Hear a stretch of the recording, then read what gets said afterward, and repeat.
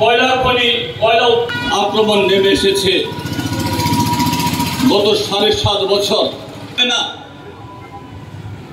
তার প্রতিবাদ করলেই ফাটিয়ে ক্ষমতায় টিকে থাকার জন্য, ক্ষমতা দখল করার জন্য সাহায্য করেছিলেন।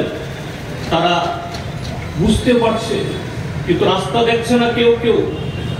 এদের ভালো অংশ আজকে হতাশ। সেই হতাশা থেকে বিজেপির উপরে বিজেপির আক্রমণ, বিজেপির উপরে মথার আক্রমণ। কেন?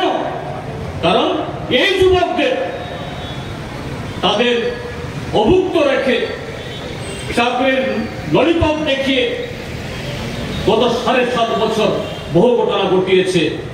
আজকে সে হতাশা থেকে বেরিয়েছে এবং এটা একদিক থেকে পরিবেশ উত্তপ্ত করে, যাতে আমরা বিরোধীরা জনগণের এই জাতীয় ইস্যু নিয়ে রাস্তায় নামতে পারি। আরেক দিক থেকে এই হতাশাগ্রস্ত যুবকদেরকে এইভাবেই আরো কটা দিন ধরে রাখা যায় কিনা চেষ্টা। কাজে বন্ধুগণ, আমাদের এই লড়াই যেমন জারি থাকবে, পাশাপাশি ত্রিপুরাজ্যের এই যে গণতান্ত্রিক পরিবেশ,